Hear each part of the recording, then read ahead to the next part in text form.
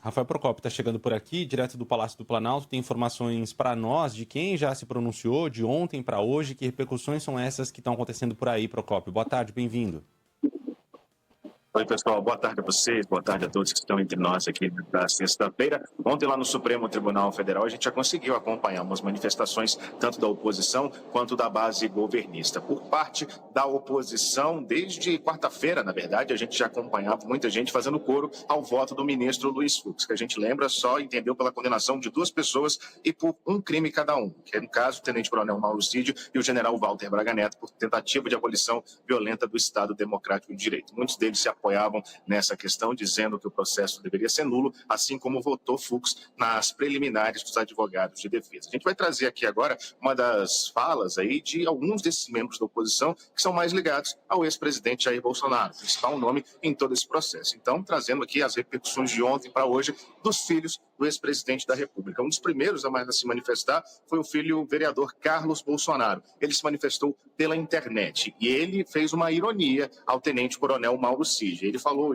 basicamente, parabéns pelo que você fez na história brasileira, Mauro Cid. Lembrando que todo esse processo, boa parte desse processo é baseado na delação premiada de Mauro Cid, que recebeu como pena 2 anos de prisão em regime aberto. E a própria defesa do tenente-coronel já está recorrendo para que esse tempo que ele ficou preso, enfim, às vezes preso, às vezes só com a tornozeleira, seja contado em todo esse processo. Flávio Bolsonaro, senador pelo PL do Rio de Janeiro, visitou o pai já nessa sexta-feira e ontem, logo após a condenação, deu uma espécie de coletiva de imprensa e disse que Jair Bolsonaro era um inocente injustamente condenado e que mesmo com tudo isso, mesmo com a condenação e com a inelegibilidade, que inclusive foi ampliada com a condenação, ele será candidato à presidência no ano que vem.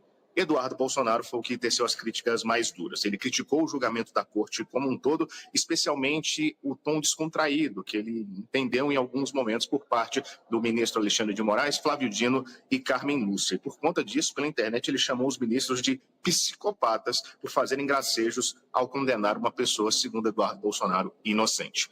Pulando para a base governista. Um também que esteve bastante lá no Supremo Tribunal Federal foi o líder do PT na Câmara, Lindbergh Farias, do PT do Rio de Janeiro. Ele falou antes e depois da condenação. E logo depois da condenação, fez uma homenagem a todas as pessoas que foram vítimas na ditadura militar brasileira de 64 a 85 e relembrou que pela condenação de organização criminosa, essas 8 pessoas, Jair Bolsonaro deveria cumprir a pena na Papuda, na penitenciária da Papuda, aqui no Distrito Federal. Lembrando que a decisão de ontem foi por 27 anos de prisão, um pouco mais de 27 anos de prisão, sendo 24 em regime fechado.